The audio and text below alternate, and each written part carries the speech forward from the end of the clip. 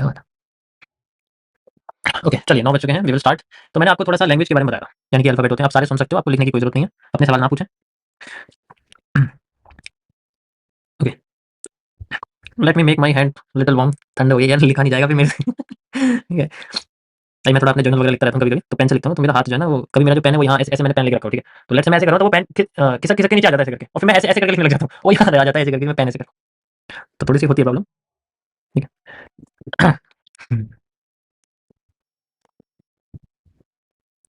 E-commerce versus trading, सबसे best. दोनों में से कुछ नहीं, आराम से खाना खाओ और सो जाओ, दैट्स इट। ठीक है? अभी मिल रहा है तो खाते रहो, कल अगर नहीं मिलेगा तब सोच लो। अभी मिल रहा है ना, बस क्या दिक्कत है? क्यों मेहनत कर रहे हो यार इतनी? किसने बोला आपसे मेहनत करो, ये करो, वो करो? No one is saying to do effort.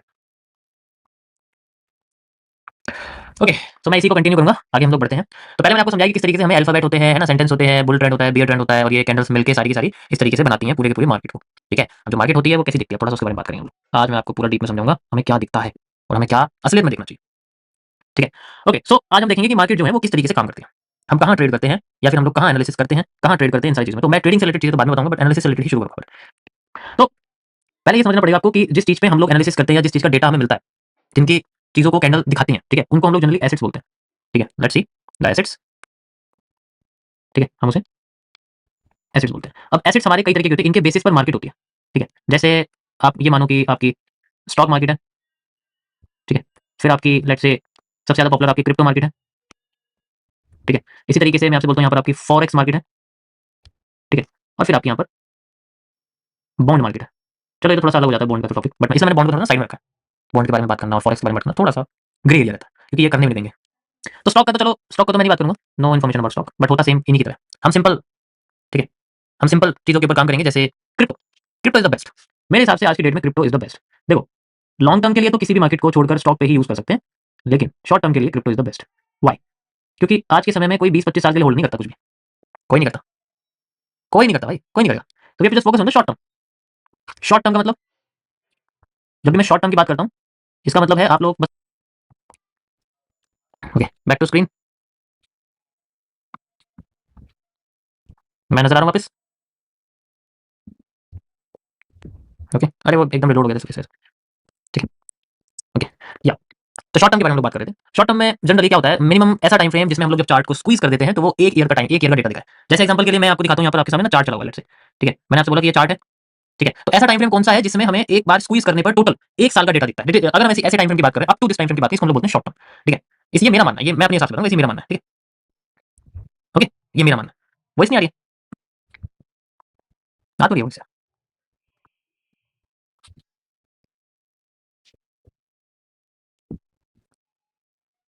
हुँ,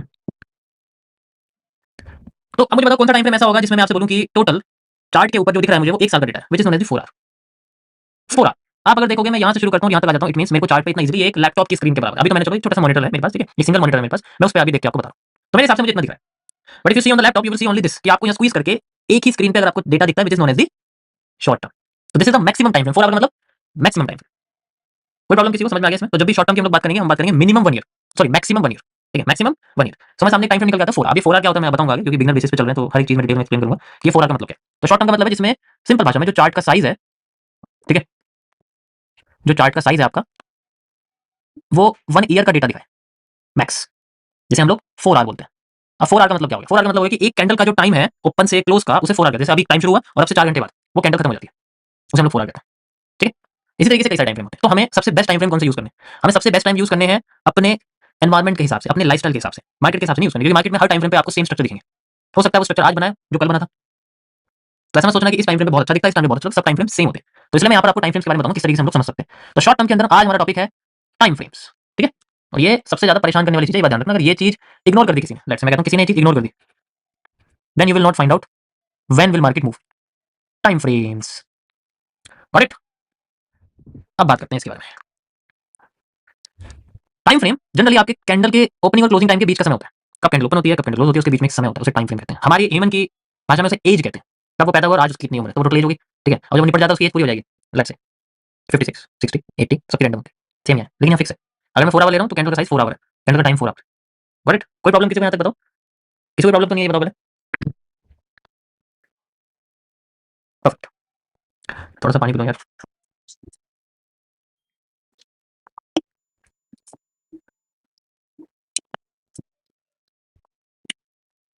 तो हम लोग बात करेंगे अपने लाइफस्टाइल के हिसाब से। अब मैं आपको बताता हूँ किस टाइम फ्रेम पे इस्तेमाल करना चाहिए। तो मैं सिंपलीफाई, बहुत ही बेसिक और बहुत ही लाइफस्टाइल और बहुत ही ज्यादा रिलेटेड चीजों पर बात करूंगा। मतलब जो आपकी लाइफ में होती है, जो मेरी लाइफ में थी, जो मेरी लाइफ में है, वो सारी चीजें मैं रिलेटिव चीजों को ऐड करूंगा। ठीक है, ध्यान से देखना।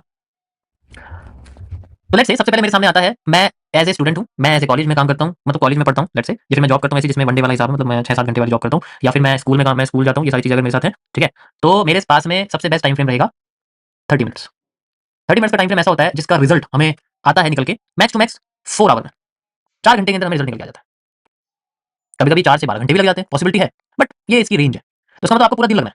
आप अगर देखते होंगे, मैं डेली आता हूँ 8:30 बजे, और 8:30 बजे आने के बाद मैं अपना एनालिसिस कर लेता हूँ 30 मिनट्स में, जैसे कि मैंने आज ही करे, तो फिर मैं अगले दिन करता हूँ। अगले दिन तक वो पूरा हो जाता है, या तो वो होता है या वो नहीं होता है, बीच में कभी नहीं अटकता। आपने देखा होगा, या तो वो सही है या वो गलत है, बीच का कोई रास्ता नहीं है उसमें। तो मैं इसलिए वही टाइम फ्रेम यूज करता हूँ। मुझे पता है मुझे दोबारा 24 घंटे का अपना साइकिल चलानी है, दोबारा 24 घंटे बाद आना है, देन मुझे ऐसा टाइम फ्रेम यूज करना पड़ेगा कि मैं उस टाइम फ्रेम का कंक्लूजन बता सकूं कि उसमें क्या निकला है। सेम चीज यूज कर सकते हैं फॉर उनके लिए जिनके पास टाइम की कमी है। ठीक है, for those with little time. Correct, simple. अब बात करते हैं हम लोग दूसरे टाइम फ्रेम की। अब 30 मिनट्स का मतलब 30 मिनट्स, सिर्फ यही, ना तो इससे ऊपर ना इससे कम। तो अब इसका मतलब क्या हुआ? इसका मतलब ये है कि मेरे को एक पर्टिकुलर गोल मिल गया कि मेरे को टाइम फ्रेम कौन सा यूज करना है। दिस इज माई गोल। मैं पिछले 1.5 साल से 30 मिनट्स यूज कर रहा हूँ लाइव स्ट्रीम पे स्टार्टिंग में, और मैंने उसको बदला नहीं है। ऐसे ही है, मैंने उसको बदला नहीं है। अगर आप देखो, you can easily find out. Got it. अब दूसरा टाइम फ्रेम आता है जिसे हम लोग 15 मिनट्स कहते हैं। अब 15 मिनट्स का टाइम फ्रेम में भी मैक्स 2 आवर से लेके और 12 आवर तक इसमें भी सेम रिजल्ट होता है, कभी भी लगभग लगभग सिमिलर, क्योंकि आधा हो जाता है। कैंडल का साइज 15 मिनट हो गया। ठीक है, तो इसे कौन यूज कर सकता है? इसे भी यूज कर सकते हैं जिनके पास 2 घंटे फ्री टाइम है। ऐसा ऐसा उनके पास समय है जिसमें 2 घंटे फ्री है बिल्कुल, देन दे कैन फाइंड। तब यूज होगी। 4 आवर बहुत बड़ा टाइम हो जाता है। 4 घंटे वही फ्री है जो सबसे ज्यादा रील देखता है। ठीक है, ऐसा ऐसा हर कोई होता नहीं जनरल। ठीक है, वो दोस्त जिनके पास कम से कम 2 घंटे का फ्री टाइम है, तो वो ये लोग कर सकते हैं। यानी कि ये वो लोग हैं जो चार्ट पर बैठ सकते हैं। ये वो लोग नहीं है, ये चार्ट पर नहीं बैठ सकते। ध्यान रखना, इसका मतलब क्या है? इसका मतलब ये है कि वो लोग चार्ट पे नहीं बैठ सकते। वो सिर्फ 5 से 15 मिनट, 5 मिनट 10 मिनट चार्ट को देखेंगे, एनालाइज करेंगे और छोड़ देंगे। Forget, just forget, they will forget the chart. ठीक है, वो लोग भूल जाएंगे। ठीक है, कोई प्रॉब्लम किसी को समझ में आई? कोई प्रॉब्लम तो नहीं है? समझ में आ गया क्या है? ये लोग वो हैं जिन्हें 5 से 10 मिनट का जनरली स्क्रीन टाइम, या आप कह सकते हो कि चार्ट टाइम, स्क्रीन टाइम जिसे आप बोलते हैं, मैं उसे चार्ट टाइम बोल रहा हूँ। ठीक है, उन्हें चार्ट टाइम की जरूरत है बस। उसके बारे में बोलो, और रिजल्ट इसमें अच्छा आता है सबसे। जितना आप चार्ट से दूर रहोगे उतना अच्छा रिजल्ट आता है, जितना आप चार्ट के पास रहोगे उतना फोमो होता है। चलो उसके बारे में आगे बात करूंगा। अब 15 मिनट पे बंदे को बैठना पड़ेगा 2 घंटे के लिए चार्ट पे, क्योंकि 15 मिनट की स्टार्टिंग हो जाती है चार्ट पे स्टे करने की। अब यहाँ पर उसका जो चार्ट का टाइम है वो यही है, this is the chart time. अब इसके बीच में अगर वो रील देखता है तो वो उसकी चॉइस है, वैसे मेरे हिसाब से नहीं देखना चाहिए, चार्ट देखना चाहिए। ठीक है। ओके, मूवी भी नहीं देखनी चाहिए। वहां तुम्हारी कैंडल बन रही है फेवर में, और तुम्हारा ध्यान जो है ना वो चला गया फाइटिंग में। जब फाइटिंग में चला गया तो फिर बाद में कैंडल कैसे जाएगा? अरे यार वो तो बनी जाएगी देखने, अभी फाइटिंग चल रही है, वो मारने वाला, उसको गोली लगने से रह गई है, मूवी का एंड चल रहा ही चला। तो वो ऐसी चीज, इसको करते वक्त कोई ऐसी चीज नहीं देख सकते जिसमें इंटरेस्ट इससे ज्यादा बन जाए। ठीक है, अब मैंने चीज बोली तो वो कुछ भी हो सकती है, वो आपके ऊपर है, आप उस चीज में क्या क्या चीजें डालते हैं और क्या क्या डालते हैं और क्या क्या डालते हैं। तो अगर ये कर रहे हैं तो इसका मतलब आपका पूरा फोकस आपका इस पे होना चाहिए। अगर आपने फोकस बदलने की ऐसी कोई चीज इंक्लूड कर दी जिसमें आपको फोकस यहाँ से भी है, यहाँ से भी ज्यादा है, तो भाई देखो वो तो खतरनाक है फिर। सिंपल सी चीज है, समझ में आया? सिंपल। अब बात करते हैं और टाइम फ्रेम वाले, जिनके पास समय ही समय, सो दे विल यूज 3 मिनट और मे बी 5 मिनट। ये कौन यूज करेगा? ये यूज करेगा जिसके पास समय ऐसा है कि मेरे पास थोड़ा इकट्ठा समय, लेकिन उसके पास समय नहीं, पूरे दिन का मेरे पास समय नहीं, मैं पूरे दिन देख सकता। ठीक है, मैं पूरे दिन नहीं देख सकता, मेरे पास पर्टिकुलर कुछ ही समय का, मैं इसमें 1 मिनट भी डाल देता हूँ। 1 मिनट थोड़ा सा ना फास्ट हो जाता है, बट फिर भी ऐड कर देता हूँ। ऐसा कौन करेंगे? जिनके पास पर्टिकुलर 1 से 1.5 घंटे का या 2 घंटे का समय, सिर्फ 2 घंटे का समय, और आपके सामने वो बंदा बैठा हुआ है, तो वो ये यूज करेगा जस्ट फॉर एनालिसिस। मैं ट्रेडिंग की बात नहीं कर रहा हूं, एनालिसिस की बात कर रहा हूं। तो कौन सा टाइम फ्रेम मैंने आपको बता दिया, इस पर मैक्स 2 आवर, और इसमें बंदा चार्ट पर बैठेगा, तो this is the chart time. इसके अलावा अगर चार्ट खुल गया फोन में तो भाई फिर देखो फॉर एडिक्शन, फिर एडिक्शन। मैक्सिमम स्क्रीन टाइम ये, मैक्सिमम स्क्रीन टाइम ये, मैक्सिमम स्क्रीन टाइम ये। समझ आया? टाइम फ्रेम क्लियर हो गए? इसके ऊपर टाइम फ्रेम क्या है मुझे उससे कोई मतलब नहीं है, इससे नीचे टाइम फ्रेम क्या है मुझे उससे कोई मतलब नहीं है, इनके बीच में टाइम फ्रेम क्या है मुझे उससे कोई मतलब नहीं है। जो ये है वो ये है। कोई प्रॉब्लम? समझ आया? ये हो गए हैं according to work space, according to work, according to environment. ठीक है, इसमें फर्क नहीं पड़ता कि आप इसमें प्रैक्टिस कर रहे हो, आप इसमें लर्निंग कर रहे हो, आप इसमें रियल करो, नहीं, ये हर चीज के लिए मैच कर रहे हैं। अब बात आती है, ये तो मैंने आपको बताया एनवायरमेंटल बेस, आपका एनवायरमेंट कैसा है। ठीक है, ध्यान से सुनना मैंने क्या बोला।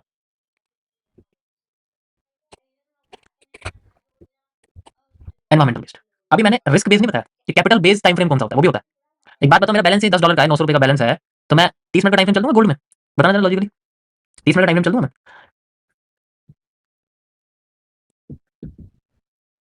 नहीं चल जाऊंगा ना, सिंपल। तो उसका भी एक टाइम फ्रेम है, उसके बारे में हम लोग बात करेंगे कि अगर मेरे को छोटा टाइम फ्रेम, देखो जितना ज्यादा टाइम फ्रेम छोटा होता जाता है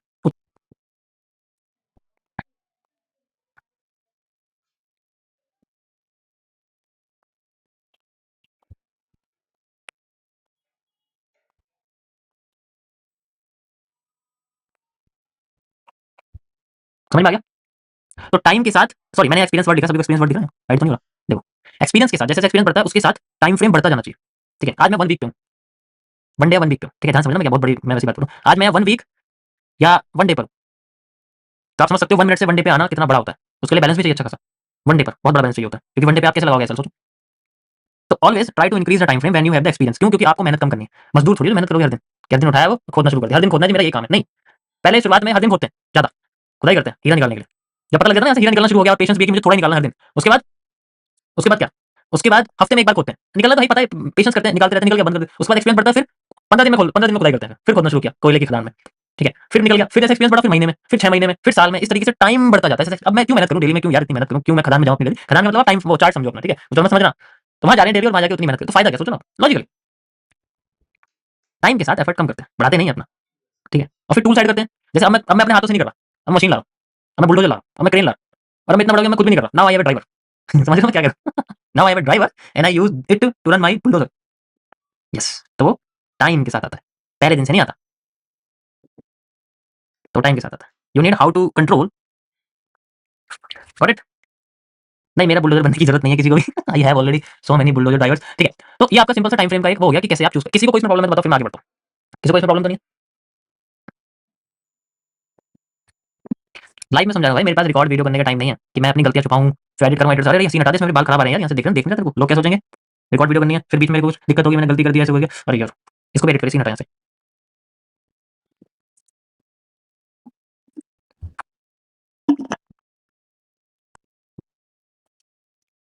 चलो यार, फिर दोबारा रिकॉर्ड करना पड़ेगा, फिर से मेहनत।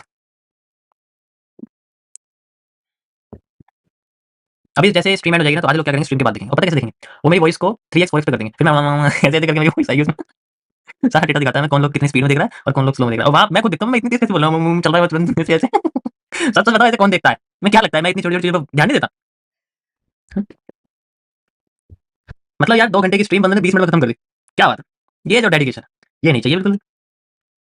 फिर जब आप मेरे को रियल में देखोगे ना भाई, प्रॉब्लम होगी अंदर से, पता क्या होगा, वो पेट में जो है ना बटरफ्लाई दौड़नी शुरू करेगी, अरे यार जल्दी बोलो आगे, बहुत स्लो है, बहुत स्लो, जल्दी बोलो, बहुत स्लो है, जल्दी बोलो यार, और जल्दी और बोलो, फिर चीजों को कमी लगेगी, ठीक है। तो ऐसा मत करो, लिव इन रियलिटी, वरना फिर रियलिटी में लोगों को देखोगे ना, उनकी बातें सुनोगे, अरे भाई जल्दी बोल, अरे भाई जल्दी बोल, अरे भाई जल्दी। ऐसी चीजें मत करो कि आपका नेचर खराब हो जाए किसी एक चीज को सीखने के चक्कर में, ठीक है, राइट। अब मैं टॉपिक के बीच में बातें करूँ, कुछ लोग यार ये क्या शुरू कर दिया, फिर से शुरू कर, तो ये वही उन्हीं लोगों की पहचान, ठीक है, जो ऐसा सोचें। चलो, तो व्हेन वी फाइंड आउट कि हमें एनवायरमेंटल बेस्ड टाइम फ्रेम कैसे मिलता है, जो कि आगे मैं जब आपको एफटीसी बताऊंगा उसके अंदर सारे के सारे रिस्क मैनेजमेंट आ जाएंगे, एंड कौन सा रिस्क कितने कैपिटल पे कितना रिस्क, कैसे ग्रोथ, कंपाउंडिंग, प्रिंसिपल इंटरेस्ट कैसे कंपाउंडिंग है, ठीक है, कुछ पीएनएल के साथ मैं आपको दिखा दूं कि हाँ देखो ये पीएनएल यहाँ से शुरू हुआ है, एंड देन इसको हम यहाँ तक लेके गए हैं, उसमें कितना यूज हुआ है, फिर आगे इसमें कितना यूज करना चाहिए, तो उसमें क्या गलती हो सकती है, with the chart of PNL. PNL का चार्ट भी आप सॉल्व कर सकते हो, मतलब अगर आपने चार्ट सॉल्विंग स्किल सीख ली, then you can solve any chart, ठीक है, बस आपको उसे कैंडल में कन्वर्ट करना है, यानी कि आपको उसे लैंग्वेज में कन्वर्ट करना है, if you understand it then you can easily predict it. समझ आया? कुछ कमेंट कुछ करो तो सही, कुछ बोलो तो सही यार, ये भी तो पता लगेगा। यस,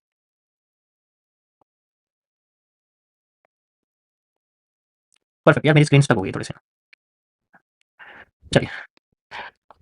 तो when we know the time frame, second चीज हमारे सामने आती है टाइम फ्रेम को समझने के बाद कि जो कैंडल है सीसीपी वो कैसे काम करती है।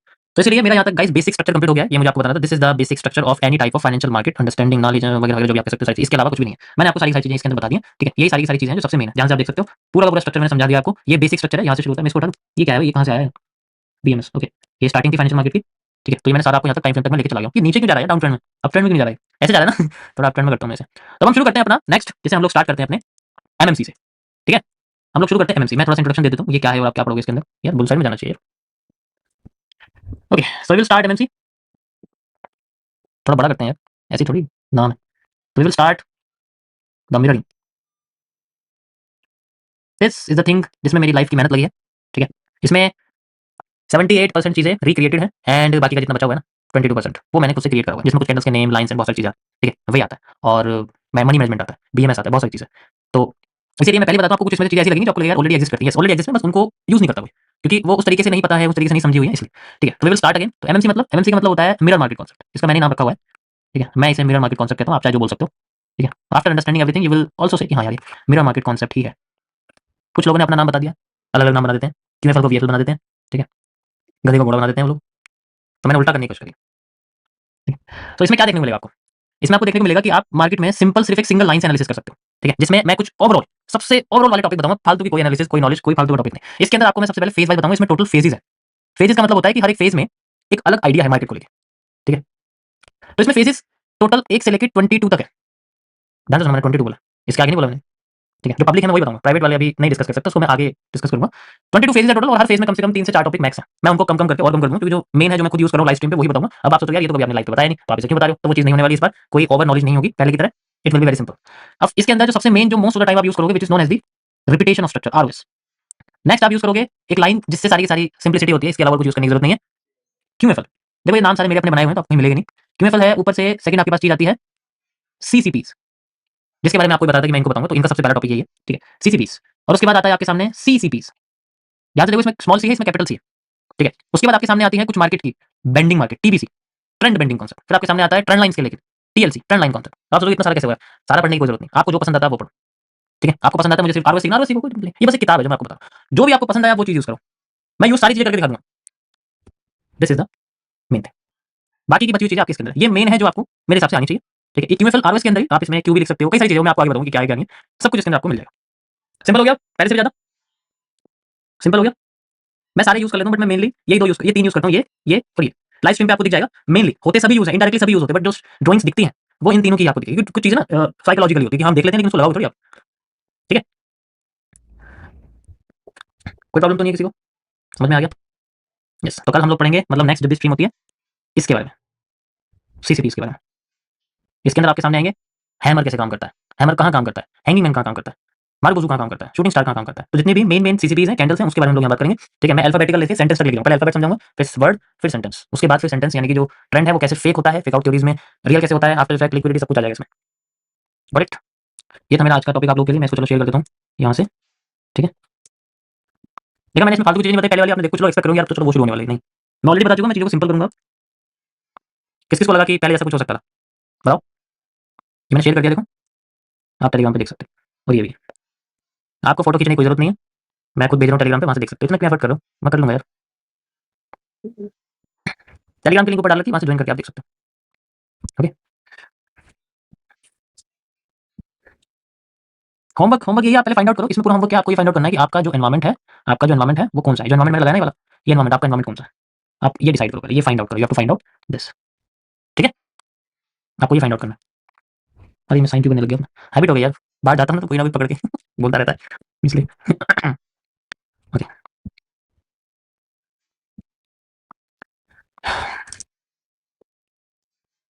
But if I have mixed environment, mix environment मतलब, भाई देखो ये तो आपको डिसाइड करना है अपनी साइड से, ये आपके ऊपर है, मेरा डिसीजन नहीं है। ठीक है, मेरा एनवायरमेंट अलग है। ठीक है, मेरा एनवायरमेंट ऐसा है कि मैं सुबह 6 बजे भी उठ सकता हूँ, मैं शाम के 6 बजे भी उठ सकता हूँ। No will will ask. ठीक है, मैं सुबह 6 बजे भी काम कर सकता हूँ, शाम के 6 बजे भी काम कर सकता हूँ। No will ask, no will ask. तो ये मेरा एनवायरमेंट है। ठीक है, बाकी आप अपना डिसाइड करो कैसा एनवायरमेंट है। ओके।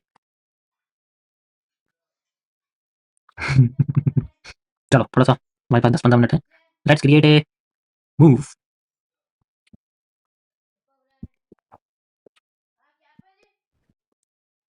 यहाँ से यहाँ तक की डिमांड, एंड देन यहाँ से यहाँ तक की डिमांड।